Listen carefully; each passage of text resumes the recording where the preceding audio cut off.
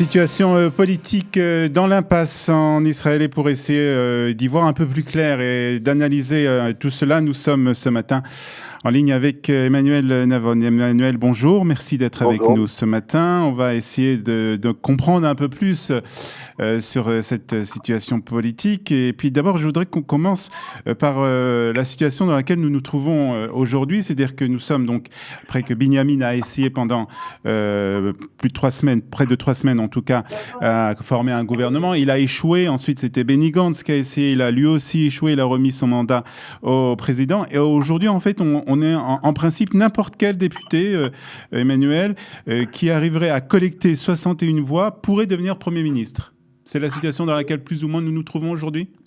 C'est cela, c'est précisément ce que dit la loi fondamentale sur le gouvernement, à savoir que si 2 candidats échouent à former un gouvernement, eh bien le mandat revient à la Knesset, à l'initiative de ces 120 députés pour essayer de désigner l'un d'entre eux pour former un gouvernement.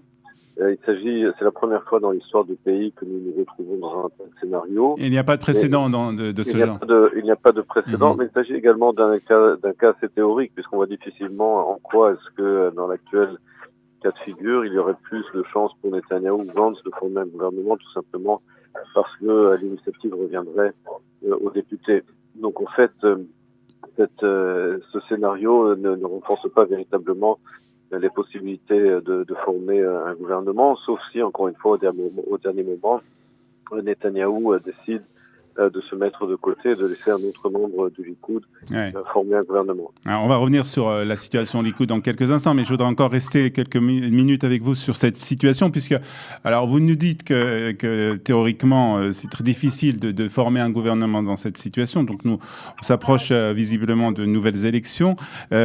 Pourtant, il y a une initiative qui a été, en tout cas, lancée par Victor Lieberman, c'est de donner encore 14 jours supplémentaires donc pour former un gouvernement. Il faut pour cela aussi récolter des voix. Alors là aussi, il s'agit de gagner du temps. Qu'est-ce qui se cache derrière cette initiative ? Le problème aujourd'hui n'est pas un problème de temps, c'est un problème de manque de confiance entre les différents acteurs. Même si on rajoute encore 2 semaines, 3 semaines ou 4 semaines, les données, les problèmes ne changeront pas. Le problème n'est pas un problème de temps. Le problème est qu'il y a un paradoxe, à savoir qu'il y a d'un côté une majorité pour la droite, si on inclut Lieberman, mais d'un autre côté, il n'y a pas de majorité pour Netanyahou à cause du nombre d'ennemis que Netanyahou s'est fait à droite, en particulier Lieberman, mais également une grande partie du parti bleu et blanc, qui sont des anciens du Likoud. C'est ça le véritable problème. Aujourd'hui, Netanyahou est l'ultime obstacle à la formation d'un gouvernement, puisque s'il y avait aujourd'hui un autre chef à la tête du Likoud, cela fait longtemps que nous aurions un gouvernement.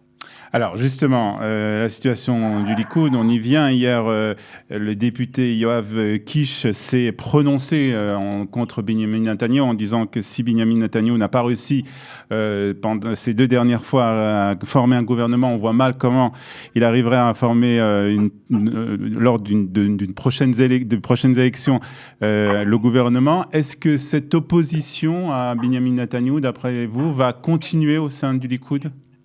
Je pense que oui, puisque les faits s'imposent à tout le monde. Le premier, le seul qui pour l'instant avait eu le courage de dire les choses ouvertement, c'était Gideon Sa'ar, à savoir que quelle que soit la situation juridique de Netanyahou, les faits sont là. Cela fait 2 fois qu'il a échoué à former une coalition.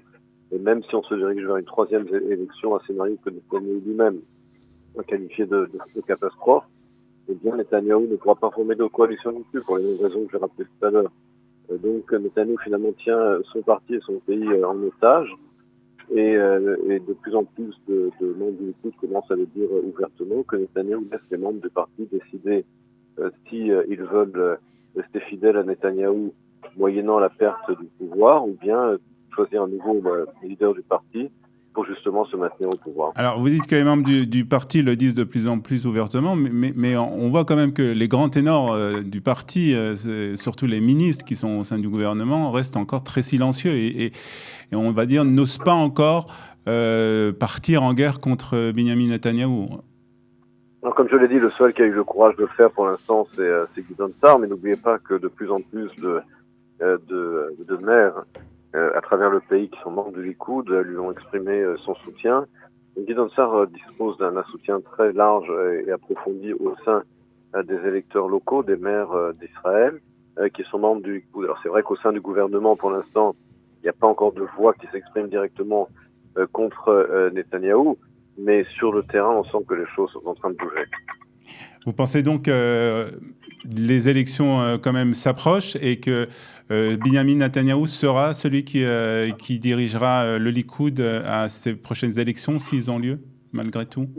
Netanyahou, il y a un mois, au début du mois de novembre, avait exprimé sa volonté d'organiser des élections primaires à la tête du Likoud. Dès que Gideon Sa'ar avait annoncé qu'il était prêt à se présenter, Netanyahou a fait marche arrière. Il y a 2 semaines, Netanyahou avait exprimé son accord de principe pour organiser une élection à la tête du parti. Là aussi, il est revenu là-dessus. Donc, pour l'instant, Netanyahou bloque une élection démocratique à la tête du parti. Donc, il semble effectivement qu'il pourra s'imposer comme chef du parti pour une prochaine élection si on se dirige vers une prochaine élection. Mais encore une fois, il ne parviendra pas à former une coalition. Donc on risque de retomber dans le même problème dans lequel nous sommes aujourd'hui, en fait. Absolument, et ce problème ne sera résolu que le moment où Netanyahou acceptera de faire face à la réalité et de cesser de tenir à la fois son parti et son pays en otage. Emmanuel Navon, merci pour ces explications et on va vous souhaiter une excellente journée. Merci beaucoup. Merci, bonne journée. Bonne journée, bye bye.